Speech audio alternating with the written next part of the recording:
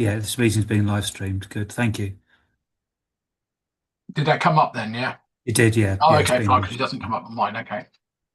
Right, so, okay. Welcome everybody to this community events working party meeting on the 13th of January. Usual thing that any decisions we make have to be ratified by leisure and community or delegated by the town clerk in due course.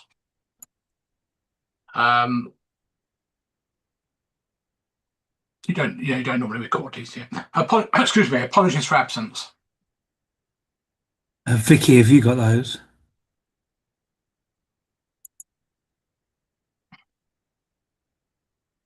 You're muted, Vicky. I know. Yes, we've got apologies from Pat, obviously, Queen Cox and Tony Brown. Okay, thank you very much. Item 3, declarations of interest, request for dispensations from anybody? No.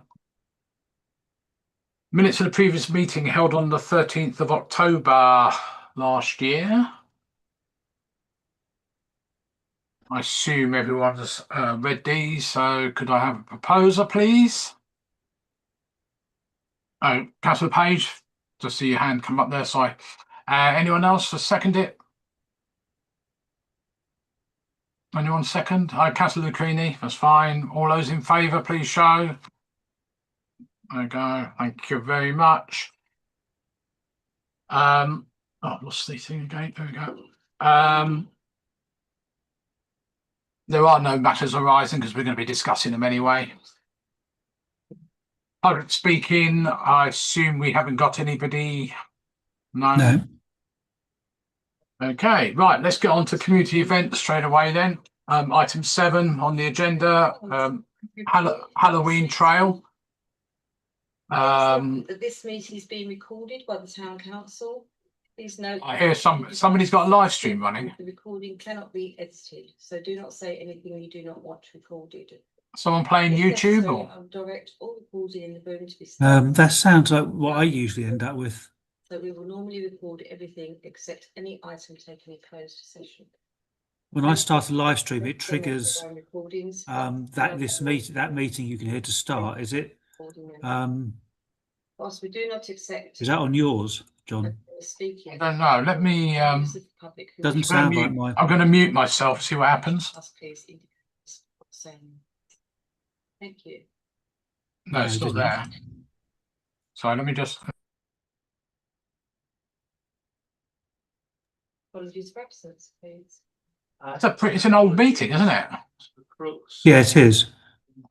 Where the hell's that coming from? It's not me either. Who else is?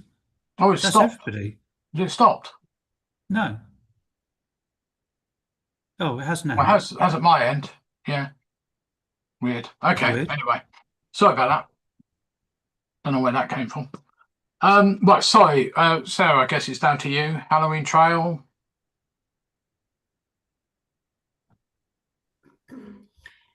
Yes, we had a Halloween trail. It ran very similarly to the previous ones. As you know, it was on Halloween, so we got slightly fewer people than we expected. The weather was atrocious. Operationally, Gary, have you got anything to say? No, the attendance was down. We did notice that towards the end of the last hour, the numbers dropped, and it probably was due to the weather. It had been quite bad all the way through. We obviously had the queuing down on the railway line, which worked well. Obviously, we didn't have the huge numbers backing onto the road, which we'd planned for, but it's always better that we planned for it and had it in place. In terms of an event to get the public in on and off, it worked quite well from my perspective. There wasn't any particular issues front of house wise, and everybody leaving it actually really enjoyed it. So it's a bit of a shame that the weather was inclement and numbers weren't as high as the previous year, which I think was up there with some of the highest numbers we've ever had. Yeah, and anyone else have any comments on the Halloween trail?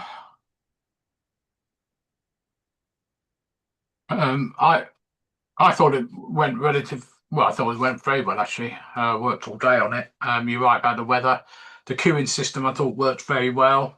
You're right about not going back onto the road, which was fine. Didn't hear any real complaints from anyone. I don't know if we've had anything since. The usual thing is people attend these events and don't necessarily, send lots of emails in or comments on Facebook to say how wonderful things were. I think they just come to assume. Anybody else? Sorry, I can't go. What I did notice that we positioned some concession stalls at the end, and I don't know if Sarah got any feedback, but it seemed as if most people just walked out and didn't really stop to look at the concession stands in any way. Again, if you've just spent 10-20 minutes walking through a muddy, foggy, rainy wood, the weather wasn't helping at that point. So I'd just be curious next time, whatever we do, about how we add concessions on, or whether the public will go for that. I did note that at the end, everybody seemed to love it. There was a very, very positive ambience coming off the trail, but they didn't really hang around. Your thoughts, Sarah? I think traders always complain about something. So yeah, we could look at that. We could look at that again. But I've never known a trader to go away happy from an event and thinking they'd made enough money. No, I'm definitely not adding that as a criticism of any of the planning. I think we're just unfortunate that the weather was the way it was and people didn't hang around. I certainly think we should add something at the end, some kind of stalls to make it seem like we were adding something like a value added something to the end. So yeah, we'll just see how it pans out next time. Yeah, I mean, a lot of the people on the thing, they all had buckets or gadgets or whatever it is, as you said, Sarah, about going on to other events. Maybe they're just keen to get going. Maybe the traders themselves, they were sort of clumped in at the very end by the Rangers Hut. I wonder whether they could be spread out a little bit on that lot. If we're going to go the same route, which I thought was well done, which I maybe down to Councillor Greeny suggesting originally the queuing system. But anyway,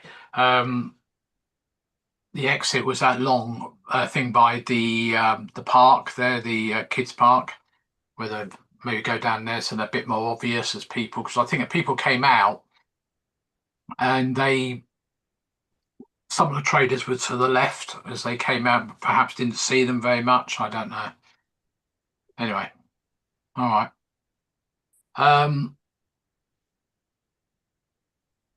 Right, let's move on to the Christmas events. Both the event and the fireworks were lumped together. Sarah, going to you again first of all, and then Gary. Well, my suggestion is that this year, because we are now in 2026, we hand the market over to West Suffolk entirely and ask them to tie in a makers market, so they handle all that stuff. Because some of the traders that we had asked to come at a specific time came earlier, and it all got a little bit fraught. And Colin knows what he's doing, so why don't Colin and Sharon and that team handle the market, and we can send them the charity people their way, but they do it all. So that's my point about the market. The reindeer, we got one complaint about that, but they were absolutely loved and very popular. I don't think I did a brilliant placing on the props. I was trying to get stuff down Queen Street, but I think they were a little bit hidden, so I wouldn't do that again. What other elements were there? We didn't get a lot of engagement from the businesses in Queen Street, did we? It was really quite dark. If you hadn't put any of those things there really would have been no point being in that road at all. No, apart from the reindeer maybe, but they're only there for a short period of time. But you put that there. Yeah, I did. Yeah. So yeah, I think it was still a little bit lackluster down Queen Street. Yeah, at the very last minute, the fairground came back because we tried to get other stuff, and as Colin will testify, we thought they were taking the proverbial in the costs that they were giving us. So it was a last minute switcheroo to get that back. So we had at least something there. Yeah, the parade, we had a lot more community groups this year. Well, we had some schools, and that was good. As far as the participants were concerned, I think everyone loved it. We've had a few emails and thank you cards and things like that in. So that was very popular. There's a few mistakes made. The biggest one would have been that lorry. It was a lot bigger than I anticipated. And we still need a little bit of extra thinking around the parade route maybe, and where it ends, and do we just go, do we leave out Queen Street altogether, because that is the bit where there was the bottleneck. Fireworks, Gary? So just before you go into fireworks, Yeah. I think I would just agree 100% on the Queen Street issue. It's not just, obviously the lorry made turning round a complete nightmare. So yes, you're absolutely right to identify the lorry. But the thing about, not only is there the issue in Queen Street of doing a loop and back again, but keeping Camps Road clear to get the parade to go up there is an added nightmare, because of course people are lining the route, so are right across Camps Road, and a lot of people then headed into Camps Road to go to the fireworks. So it was, I think if we just turn left and go straight up Camps Road and don't take the parade up Queen Street, that would make more sense, because we could keep the whole route open rather than have people blocking the route at one point and then expecting us to be able to clear it for them to go through. The public just not that cooperative. Okay. Hi, Gary. Okay, from my perspective, obviously the key thing during the day was that the parade, as fantastic as it is very intense on staffing and the abilities of the council to get it out and down the street, which resulted in a delay. And there were a number of issues with that.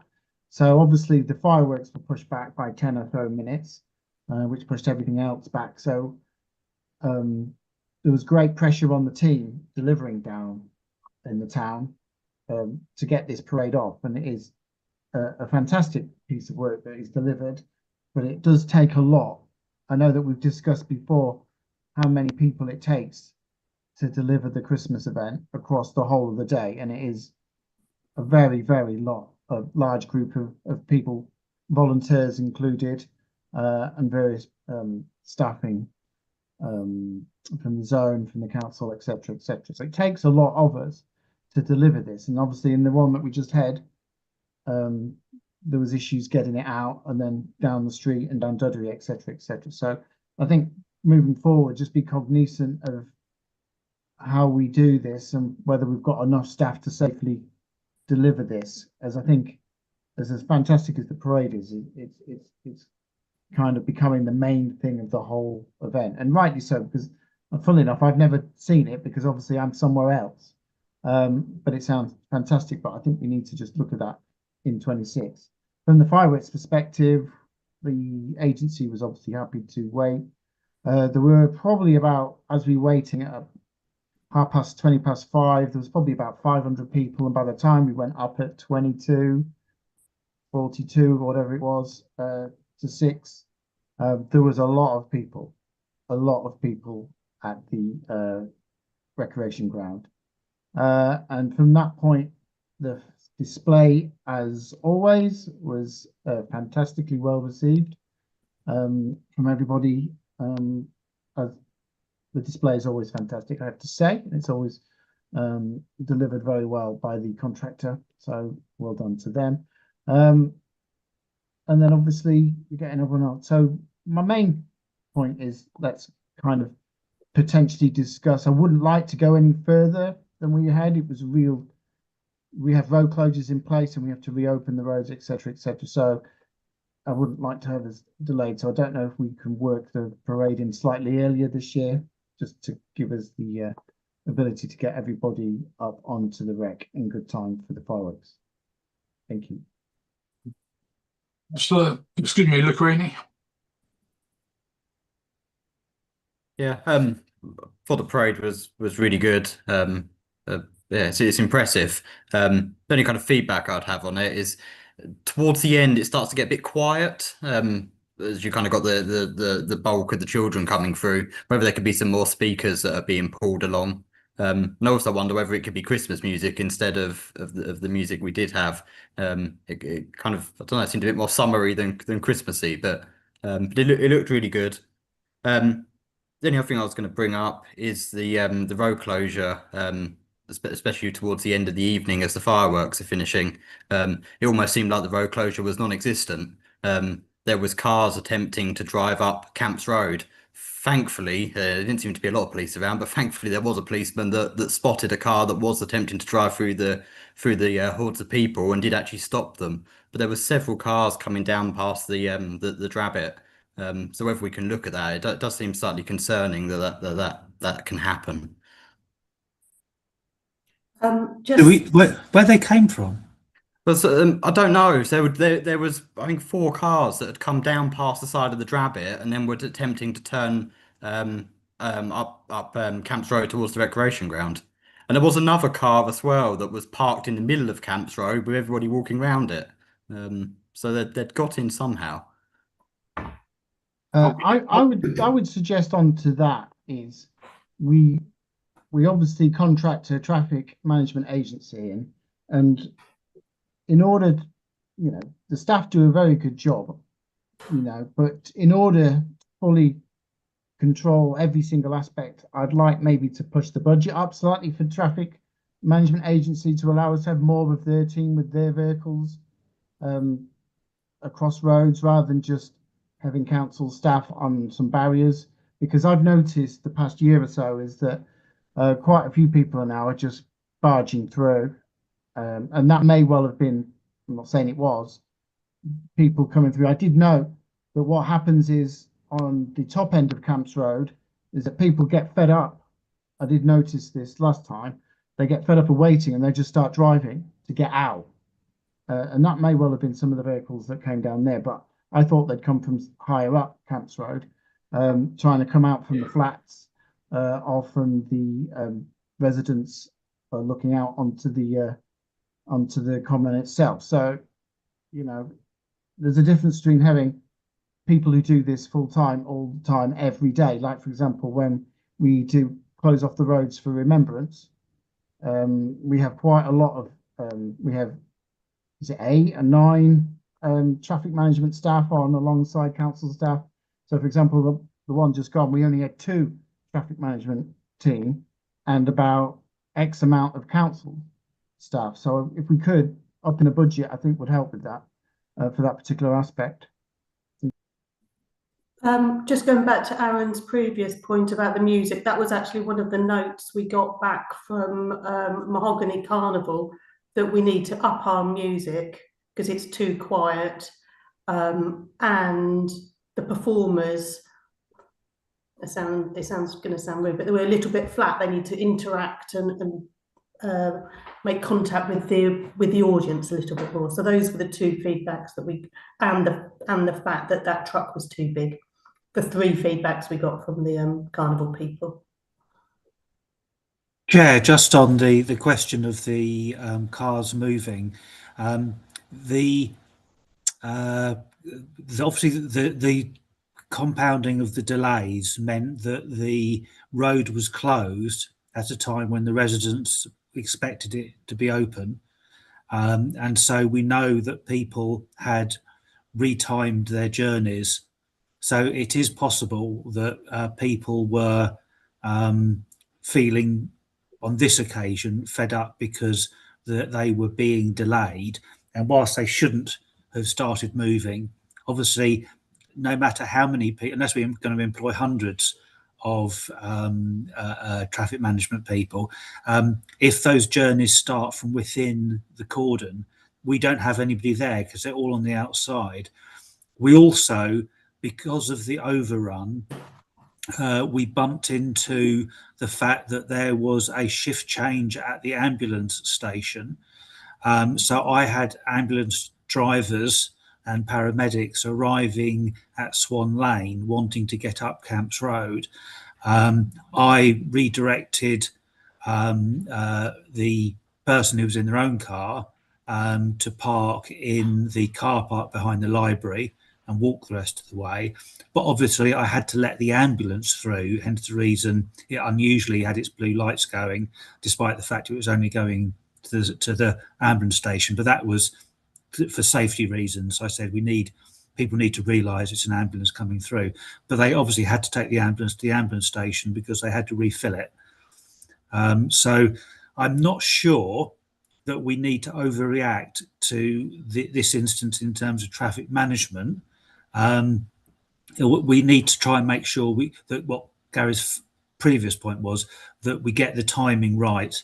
It was unfortunate that there was a delay at the start of the parade to get the speakers in place, but we were operating on a 15-minute delay, a 15-minute road closure for Dudley Hill, and we had to release the cars, or we wouldn't have had another set of 15 minutes to be able to take the parade down.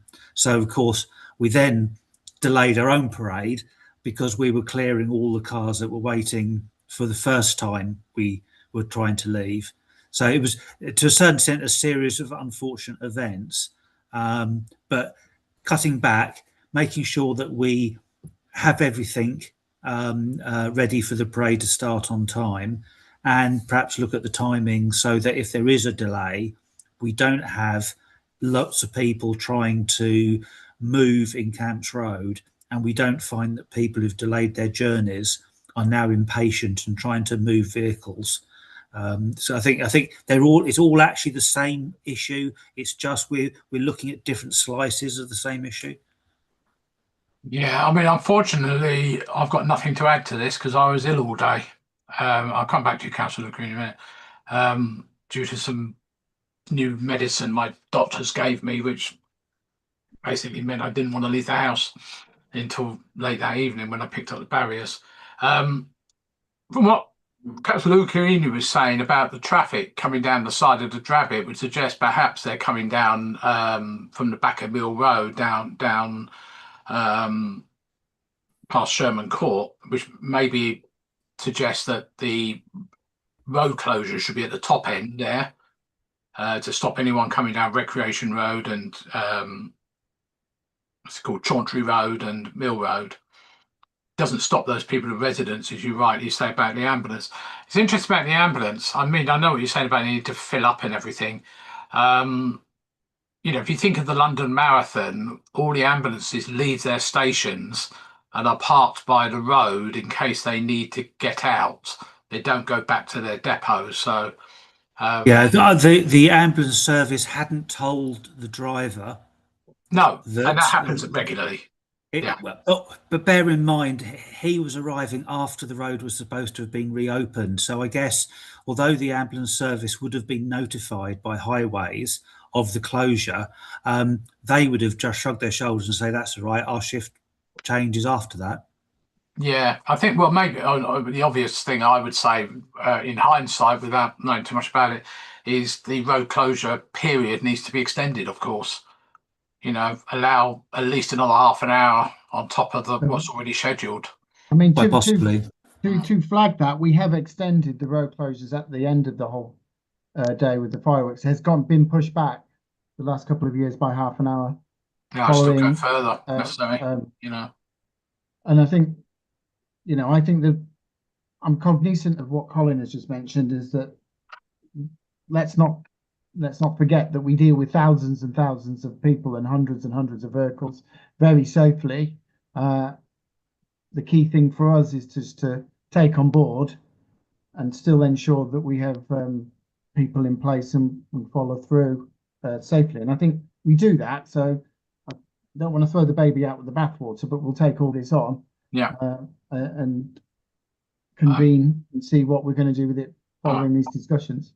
All right, before we get on to Councillor Lukin, I think it's probably worthwhile remembering back to COVID when we had road closures in the town and the number of people, particularly delivery drivers, who deliberately went down one-way systems, went around barriers and everything, couldn't care less. So, we maybe some of that. Councillor Lukin again? Yeah, I don't think it needs too much of a change. I think it's just while the fireworks are on and at the end of the fireworks is maybe it just needs somebody on the junctions of Mill Road and Chauncey Road, just so any residents in that area or people that parked there can't drive off while everyone's walking back down Camps Road. I mean, to be clear on that, we do. But there definitely wasn't, because if the police officer hadn't have stepped in on the junction of the Market Square, that car would have driven straight through the traffic, straight through the people. The I police think officer had to move quite fast to get them to stop. So it was a risk. Yeah, well, I think there's always a risk when we do this, when we're deciding to close any of these roads off. And I think the question should be then, do we allocate more resources in a more professional manner than having town council staff on? And because that town council staff, there is a lot of pressure on the town council staff, and it could be that the person who was meant to be in position X or position Y literally leaves to deal with something else for 2 minutes. And I think within that will be the time a car goes through. I think with inside the road closure, it's fine having town council staff, but maybe what they need is a barrier that they can actually put in the road. Yeah, and I think barriers, certainly with the introduction of Martin's Law and ticking all these boxes, certainly a lot of the meetings I've gone to from local security services has emphasised the need for more secure barriers. Now, whether that's a great big 3-ton lorry or whether it's large events are actually putting down concrete blocks and so on and so on. And obviously we're not going to do that, but maybe that is a way to look at more semi-permanent barriers that literally people can't drive around or get out of their car and decide they're going to have, because at the end of the day, if somebody gets out of their car and tells them that they're going to move the barrier, the member of the team is literally going to let them do that because they're not going to physically stop someone to do that. So I doubt very much they'll try to do that with a guy in a great big high-vis thing that sits outside his lorry. So we'll just have to look into that. I mean, all valid points. And well, we're going to be talking about in the next agenda item this year's events anyway. So some of which obviously we won't bother repeating ourselves. Was there anything else on the last year's event at all? And I've just managed to find me thing. Right, shall we move on then to item 8? So let me just ask one very quick question. Do we know how we performed against budget on those 3 events? Roughly? I'm not asking for figures, just under, over, equal, on budget. The number. Go on, Sarah. No, you go. I was going to say, overall for the entire thing, it looks to me like for the entire events budget, to me, it looks like it'd be very slightly underspent. We're just waiting to see the last invoices that might have come through in December, but there's quite a bit of headroom still. I don't know whether each individual event managed to stay with its own individual envelope. Sarah will know better on that because she keeps a tight eye on it. But over the course of the whole period, summer as well, it looks, the figures we have for the RFO report next week look pretty good. Yeah, but like for the community events, the summer ones, I mean, I would have borrowed from budgets. Spent extra on picnic in the park, less on parkway. Yeah, I understand. Yeah, I see what you're saying. Yeah, you are Peter to pay Paul. But the pressure is there, and we found the Christmas event is a particularly good example where we had to accept it was a good job the fairground came along if you wanted anything in the market square, because cost-wise, we had accepted the fact the market square may have to be empty because we simply couldn't afford what we were being quoted. Okay. I mean, big devil's advocate, you know what I'm like. That doesn't include staffing costs, which is what Gary was saying. Lots of staff, you know, that's something to consider. Okay, let's move on to item 8. Starting off, Colin, I guess with you with the Science Festival. Yes, so the event for this is particularly the one on the Saturday, which will be on the Market Square, and we're kind of gauging interest. I've got some people lined up, but Sarah will be. I need to sit down with Sarah. We're supposed to have had a meeting today, but I was doing the Wellbeing Hub. But Sarah and I will get together to plan out how that'll work. I'm hoping to have the planetarium in the church. We're just going to double check on Max's measurements to whether or not it will fit. It's going to be tight. So we just want to double check everything there. But we're hoping that'll be there for the event. Yes, there's some stall holders. Hopefully the Curiosity Cube will be there. I've given the dates to the company that runs that, and Merck, and they were working that into their diary. But the Curiosity Cube, Merck, of course, is a European company, so that cube goes all over the place. And it's whether or not it's actually in the UK and can come to Haverhill. Yeah, but we're trying our best. Last year, didn't it? Yeah, so Sarah and I will put together a full programme. Can I just ask you mentioned about the planetarium, were we not going to try and put it on the square? Yes, we were, because I thought their external one. Yeah, because it's I thought it would be quite striking that people would see a great big dome on the Market Square. The operator of the dome no longer uses his external dome. He doesn't insure for it anymore, which is a bit of a shame. But he said that basically, almost invariably, the external ones got called off, and it was just a waste of his time. So that's fine. You may recall the first year it was going to be outside, but the weather in April was not great, so it was moved inside. No, that's right. Okay. Right, item B, food festival. I don't know about this. What's this one? So the food festival is basically to enjoy, celebrate, compare, and gradually and just munch our way through lots of different foods, fish and chips, jellied eels, Chinese food, whatever it might be. We're trying to encourage all communities within Haverhill to come and share their food. But and there's all communities, not so that does include the English community as well. Just get a chance for everyone to see what other people's foods are. I don't think there's many times when people don't enjoy lots of trying out different foods. So that's basically what that event is. It's not just on food, it will have music and dance, etc. as well, so there'll be some entertainment going on. And we obviously don't want to upset individual businesses that may hopefully those individual businesses will actually come and set up stalls. If we're going to do this, can we I would say, can we encourage actually local businesses, not ones who drive 50 miles to come here and park up by a roadside somewhere? Yeah, it's a community event, so if they come from 50 miles away, they're not actually part of the Haverhill No, community. that's right. No. All right, and we've got no dates on these, obviously. Sarah is proposing some dates for the summer events, etc. Food festival? We need to work that one out. So Okay.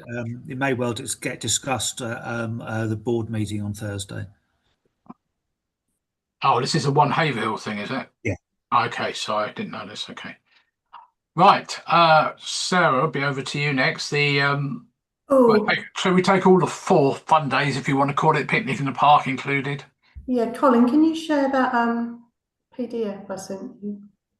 But since we talked, Colin, Gary, and I found something in the P drive that suggests that Haverhill in the Park has already been decided on different days. So Well, we've got no dates on these anyway, so I don't know what. No, I'm about to share the dates. Oh, okay. So that's what you're sharing. Sorry.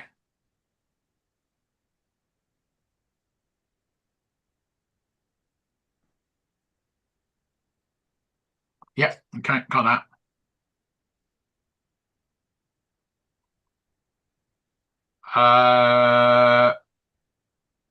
Yeah, I think that's what they suggested for Haverhill in the Park if it goes ahead this year. Yeah.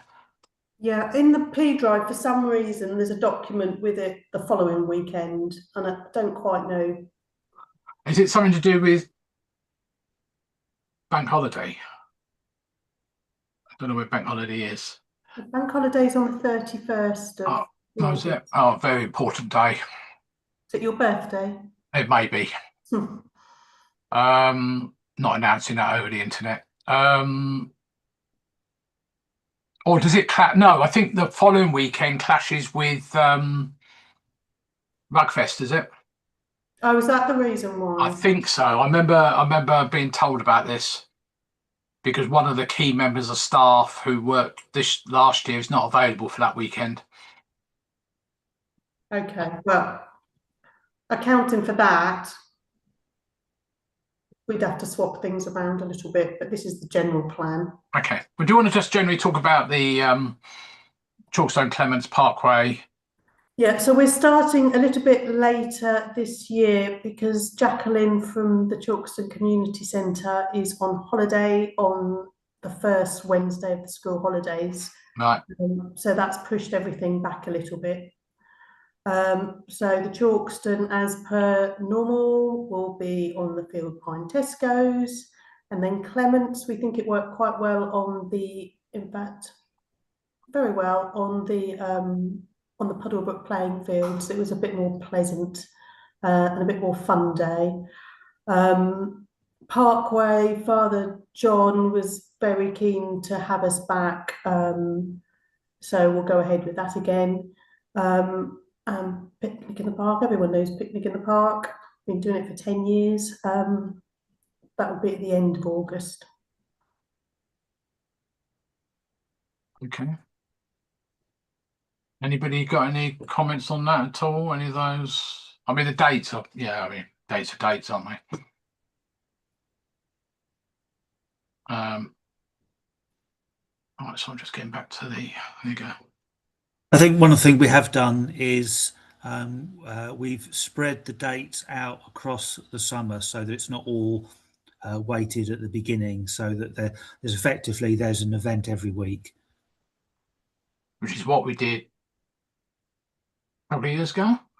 Yeah, I mean, from an administrative point of view, Yeah, staffing. it's slightly more expensive on hiring, and from a staffing point of view, it means we will lose some staff for certain events because they will be on a holiday.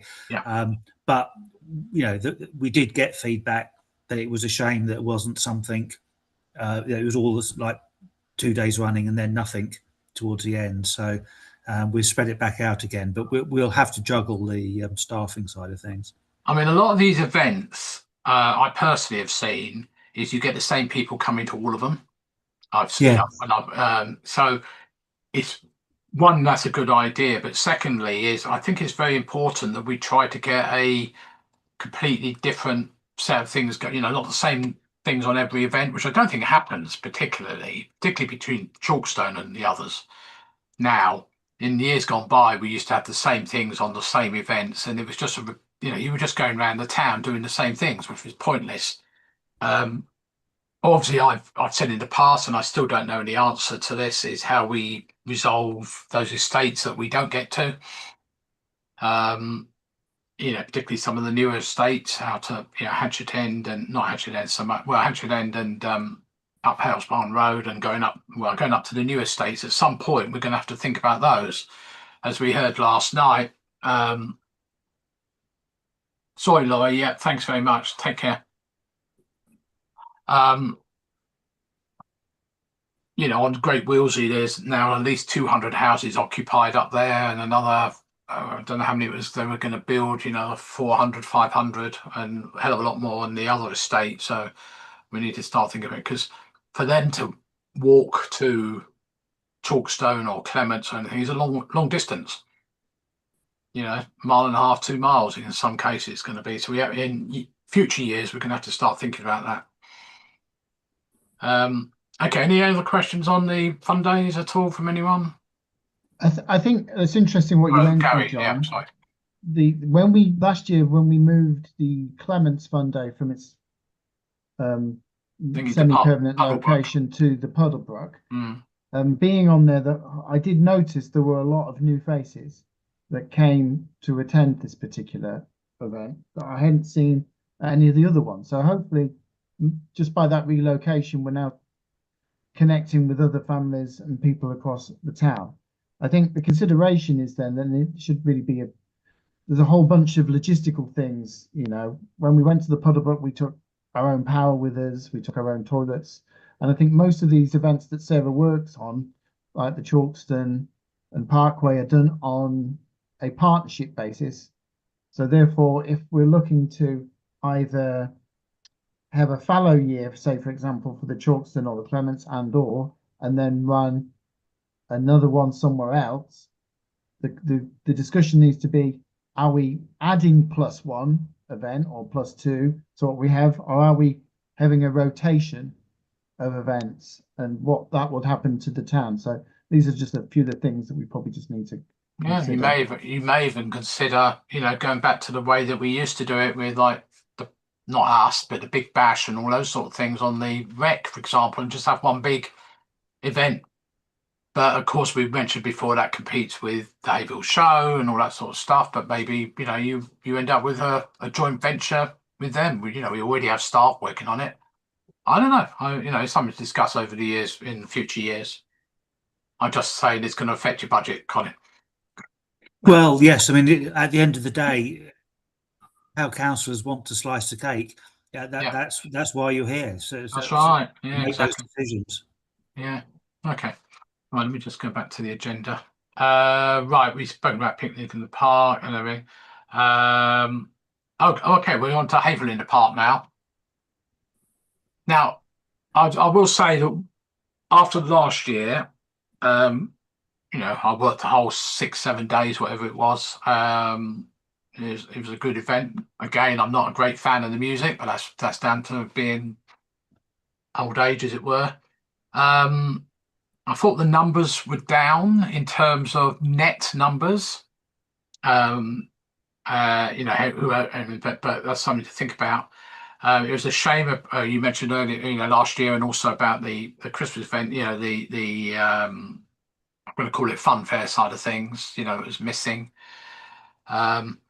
Some people have said to me, "Oh, it would be nice if," but that if is money.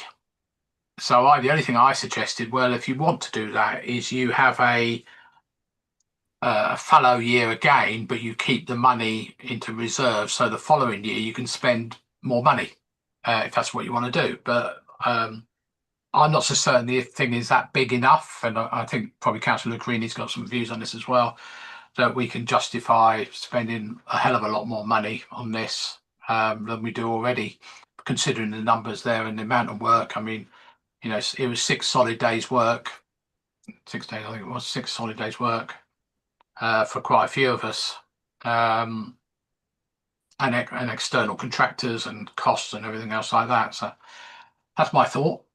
I've got no views one way or the other. Anyone else got any thoughts on Haverhill in the Park? Councillor Davison. Thank you, Chair. Not so much thoughts, but I'm a bit concerned. So are the dates of the 14th and 15th, are they definites? I'm not sure. Because one of the comments I made today was that the French contingent for the Town Twinning Association are coming the week after those dates, which is what Gary, Sarah, and I met up earlier, and I said that's a bit weird. I thought they were expecting to be at the event. Absolutely. So So basically, I contacted Steve October, November. I'm trying desperately hard to find the email. I may have deleted it, but he confirmed for definite the dates for not just 2026, but also for 2027. So armed with the dates of the 21st and the 22nd, that's when we then obviously got together with the French people and said, right, we want you to come over on the 19th to the 24th. So if we have Haverhill in the park on the 14th and the 15th, I've got a problem. yeah, I mean that may be another clue to, because Sarah was saying that she's obviously found this alternative date and she's going to look into it to check. But that's perhaps a further clue that Sarah has found that the dates that we originally thought are not the correct dates now. But Sarah will confirm that. Okay, thank you. Yeah, I don't know why. I think it's got something to do with Rugfest, and I may be wrong, because of the bank holiday weekend being the following week. But I would have Yeah. thought Rugfest would have done the bank holiday weekend, but maybe not. I think when you said Rugfest, it rang a bit of a bell. Yeah, I'll just have a talk to Steve Marsh. yeah. I've just tried to find dates for Rugfest and I can't see anything No, online they yet. don't really advertise it until later in the year. But No, I think the key thing here is that we just need to confirm with Steve, and Steve needs to confirm with the office that those are the dates that he's definitively looking at. yeah, He mentions them in passing, but he needs to write them down. We're not saying we're against the following week, and we would actually like the French contingent to arrive as they did last year, and they can see the town doing a splendid, formidable thing. So yeah. We'll Yeah. just, if that's the case, then we just swap a few things around. It's not a challenge. We'll just deal with it. No, I think it was not only Rugfest. I think it was also staffing problems, technical staffing problems. I'm talking about people already committed to doing other things. Yeah, and I think you are the numbers were down last year, but I did believe that the numbers on the perimeter had gone up. There was certainly a very sizable contingent across the Friday and Saturday outside. Oh yeah, yeah. For reasons that we all know and probably won't discuss here. But yeah, the numbers inside the fencing was slightly down. That's not to say that everybody who came didn't have a great time, because I know for a fact that the feedback about what happens is very, very positive. So yeah, but the issue that we have for us is that we want to do all these amazing things and turn it into a little Glastonbury, but that comes at a cost, and we also need to make sure the numbers go up every year, so we're reaching out to people. So there's always a discussion about how we do that. And from my consideration, it is, I think, the key thing that we deliver. As you say, John, it takes 6 days of very hard work across 6-7 days to deliver that particular site. So yeah, I will definitely look forward to it. Yeah, I mean, it's I don't know whether Councillor Luke really wants to say anything, but I think one of the problems, we cut it back from 3 days or 2.5 days, if you like, to 2 days, which I didn't have a problem with. Is would you extend it if you had a bit more money to play with, get maybe a few more acts in, have 2 headline acts on a Thursday, Friday, Saturday, or something like that. I don't know. But then you would have to have a fallow year, or that you equally. There was talk in the past about extending it beyond one of the quadrants, if you like. I'm going to call that the quadrant of the wreck, to do other things. I don't know. Councillor Lucrini. Yeah, I still think it's a really good event. I do wish more people would attend, but I don't know.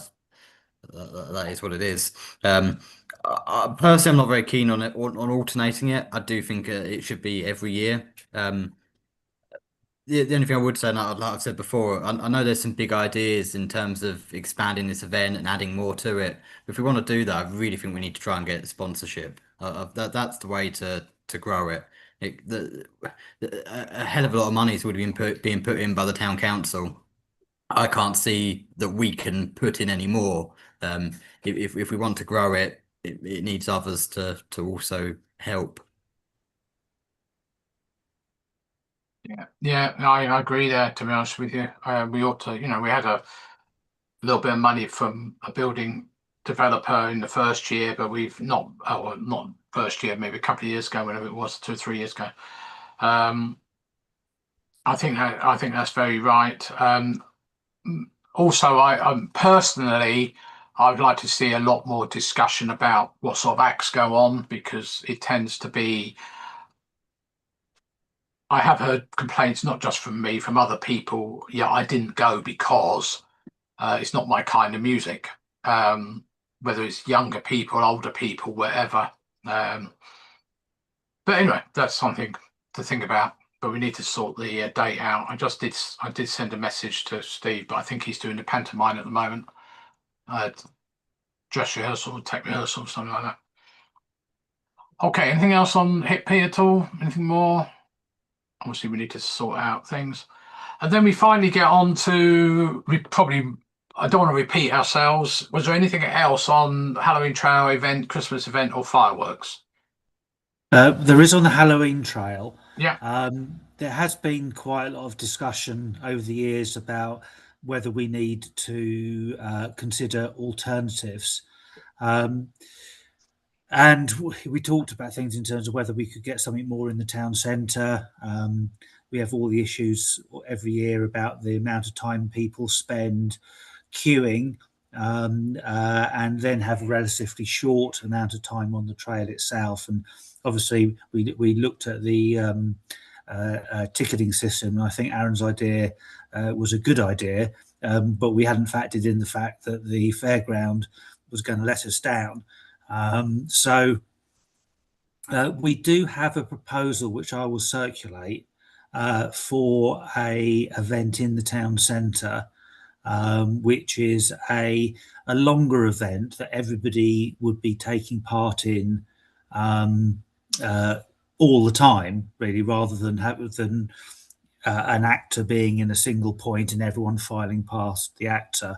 So I'll distribute that after the meeting, so you guys have a chance to read it through rather than have any kind of gut reaction at this point. It is a lower cost, and cost is obviously an issue. And obviously one of the things that we have seen with the Halloween trail is it's getting very, very tech heavy. The amount of stuff that is trailed in and out of those woods is just mind-boggling now. The lorries that turn up to bring stuff in. We've put something together. Sarah's done a lot of work on putting something together. What we'd like you to do is have a read of that document, see what you think. And the only feedback we're asking is whether or not it has legs. If you think it's a complete turkey of an idea and you don't want us to bother anymore, then that will save Sarah doing any more work.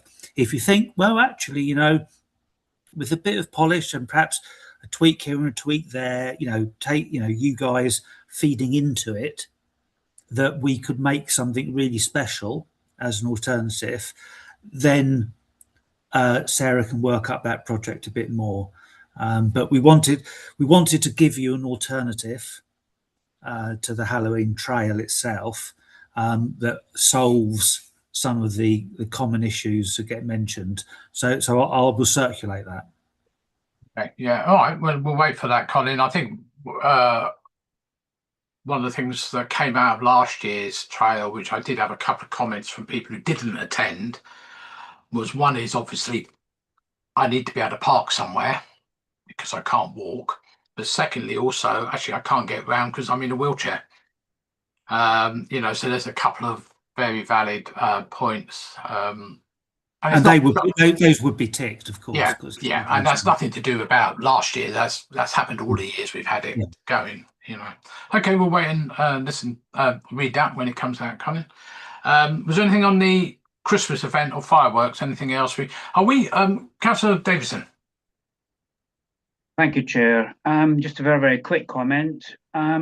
I see that the budget for this year will be 20% more than last year. That's a heck of a big increase. Can you justify it? Yeah, because we've been struggling for the last year or so, and one of the discussions that has already taken place is that we simply need to increase our costs. Simple things like Bouncy Castle can actually pretty well take out the entire budget for the current entire budget for a summer fun day. We are talking to our insurers about a potential change, which will actually manage to drag some of that money back out again.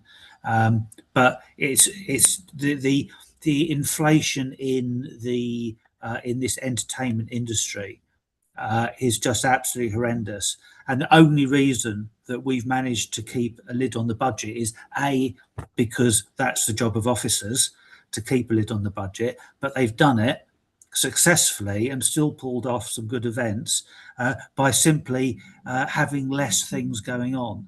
The ice skating rink was going to be thousands of pounds. And now I actually do take on board what Councillor Burns said about sponsorship. And Councillor Luccarini, sorry. Oh, Councillor Luccarini, yes, sorry, apologies. Said about sponsorship, because I think that is a way of getting more in. So the expenditure budget would hopefully something we might be able to spend that much money, but get other people's money in. And there's a discussion I'm having with officers about how we might give a little bit more resource into leveraging sponsorship and other funds. Thank you for that, Colin.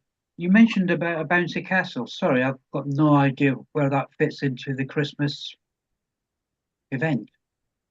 Were you only talking about the Christmas event? Yes. Yeah. Which is a 20% increase. Looking at the other costings or budget, they're comparable. I think 20% is really, really heavy, especially when we haven't got inflation of anywhere near that figure at the moment. And I do understand what you're saying and appreciate what you're saying about the entertainment industry, but clearly, I don't see how we as councillors can sanction that. Well, I mean, that's a decision for councillors at the end of the day. I mean, I take advice from my officers to what they think is a realistic price. I don't know whether Sarah's got any particular comments you want to make on on what the price pressures are for putting on the Christmas event. Well, you'd notice at this event we didn't have any street walkers. That's the wrong phrase. Street performers. That's because we couldn't afford any. The reindeers, for example, were close to £2,000. In order to engage the community in the parade, we needed some workshops and things like that. So it wasn't just on the Christmas event, there was the lead up to the Christmas event as well. But yeah, if you saw the prices of some of these things, it would make you weep.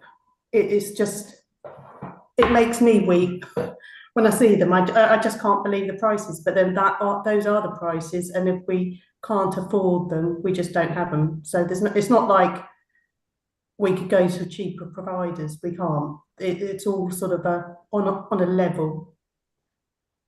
Can I just interject there? In terms of the Christmas event, I've seen some of the invoices. We use this London company, which were, when you added up all their bills, was quite an extraordinary amount of money. At what point would we turn around and say, actually, we can do this ourselves now because we've learned from them? Yeah, I think we've still got a lot to learn, but that's definitely our aim. I mean, the advantage we have of using them is that they have this massive stock of ready-made costumes. Yeah, I understand that, yeah. And if we didn't use that stock of costumes, we'd have schools with funny hats on, and it wouldn't be a parade, it would be a disappointing trail, maybe.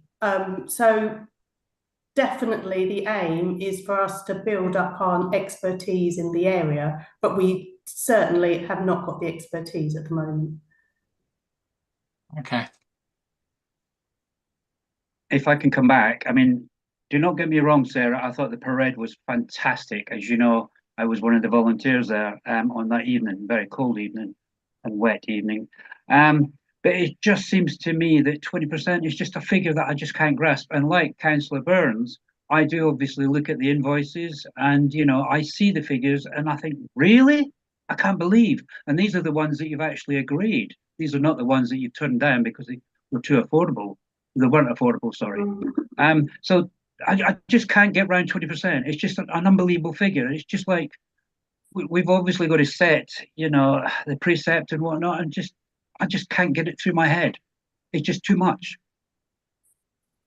I think the sponsorship is the answer. We do it for the science festival to a certain extent. Not, we had money coming in last time, didn't we, a couple of years ago, Colin? I think that's what we need to do and it's not just this event, even things like HIP has been mentioned, the food festival, that could be sponsorship indirectly because the businesses are running things a bit like we, oh God, how many years ago was that now? 8, 9 years ago, we remember Councillor Winnie did the Chinese food festival, a very successful day that was. I still got the video of that. That was really good. I think we need to. I mean, I do look at a lot of other parish councils, and I'm obviously a lot smaller, and they rely on sponsorship. It's very difficult to get, but we have a lot of businesses in town. Nothing to stop them giving us a couple £100 here and there, and I think it'll all add up. Every little bit helps, as somebody might say. But anyway, Gary. Yeah, on this subject, I think there should be a cognizance that quite a number of the contractors have held their prices for quite a few years now, and in order to, in essence, get the gig. So with the cost of living, it's got to the point now where they can't literally accept that. That's partly one of the reasons. And if I was talking to a skip hiring agency last week, and when I went back to them and said, well, that's gone up quite a lot, the notion was, he came back to me and said, the price of you having us to recycle your wood has gone up 70%. The price of doing this has gone up. The price is what it is nowadays. And that's across the board for all these people, particularly when you're booking artists. These people make a living, but then they're making a living for a reason to live. So therefore, the cost can't be just a little bit. It's got to cover their existence. So unfortunately, and I can confirm my partner is a person who books and does this for a living, is the price of engaging artists and engaging people is a challenge because you've got to meet their living costs, and everything has a price attached to it. So 20% for a particular event may seem, but if we went back and we added up every single cost over the past 10 years, I think you would see that we've got great value and kept it fairly consistent.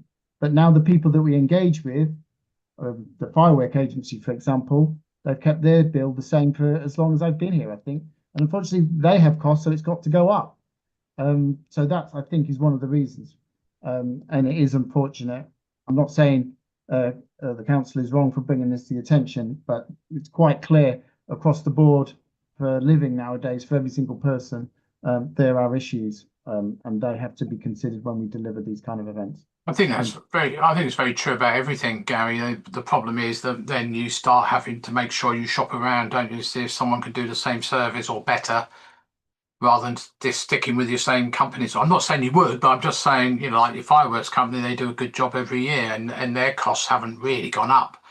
I mean, they were that price how many years ago, Colin? Now, I mean, I know it's gone up slightly, but Which company? Sorry, the one that the fireworks people. Yeah, as Gary said, they've not changed their price at all. I had a conversation with them because I think, well, I didn't want them to spring a price rise on it, and staffing costs haven't really changed. But in terms of actually allowing a bit more, they said that the amount they've been charging, it's becoming more and more difficult, and what it translates into less and less fireworks. Yeah. But the other thing, of course, is that we've managed to keep a bit of a lid of the cost, because the fireworks includes the provision of the music, and as you know, that by using our own equipment and not hiring in an expensive sound system, so you'll recall all the discussion over that. Yeah. So we are looking at how we can save money, and it is, I think, what Councillor David has said, I think it is a good reminder to us all that we need to try and keep costs down. Some of that can be done through the innovation and inventiveness that Sarah is able to show, but some of it is down to thinking, are we overcomplicating matters? So I think when you look at the Halloween trail, what I was saying about the amount of kit taken into the woods, that kit costs us money. You'll notice now that kit gets into the woods. There's now 2 or 3 four-wheel drive buggies going in and out of the woods at our expense. They were never needed a few years back, but there's so much stuff being moved around. So I think we have to be careful that from an inflation point of view, it's not also activity inflation as well as actual price inflation, where we're actually taking on more and more and more, and the costs all add up. And whether or not simplifying some of the things we can do, we can get the same amount of entertainment without the complexity that brings the cost. Yeah, no, we said that a few years back that we ought to be looking at every single event. And those 4 things I mentioned at the time about whether we should continue, change it, do something different location, whatever. I think it's still very important, as you would for any other thing. If a supplier says we've got to increase our prices 50%, 20%, whatever, you start saying, well, is there anybody else who could do it cheaper for the same service? I'm not saying they would, but then if there isn't anybody, then you stick with what you got, don't you? Yeah, I mean, I know that we've had a discussion in the office. I mean, Daniel Schumann has run events very similar in terms of the purpose, music events like Haverhill in the Park, but at a fraction of the cost, and actually able to move more money towards getting bigger names, not tribute acts at all, but the real bands, because he saved the money on the infrastructure.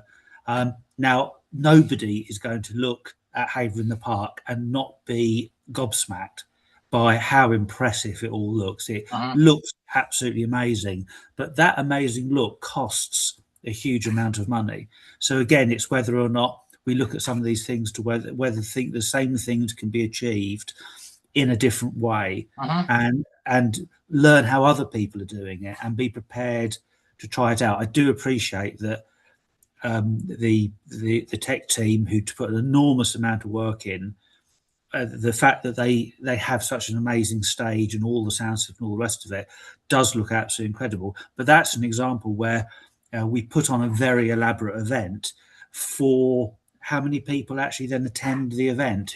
Would they still attend the event if we put it on for half the price? Quite possibly exactly the same number of people would turn up. I'm sure it would. They come for the music, not to admire the. No, I mean, if you take Haverhill in the Park, exactly. I mean, I think in a day, I think the most we had was about 4,000 coming through the gate, if it were not net, as we've said. There's 28,000 people, yet obviously some are young, some are old, living in Haverhill alone, let alone the villages and elsewhere, and people come from miles around because they like that particular type of music, I think. In this, I don't think it's necessarily for the event. And I think even having fun fairs or whatever else, people aren't necessarily going to turn up for that. They won't bother because they can go somewhere else, particularly in the middle of the summer, and of course they're on holiday and all this sort of stuff. But yeah, it'd be interesting times. We all know national insurance killed a lot of things off as well, with the price rises, increases of businesses, and not at least the town council, of course.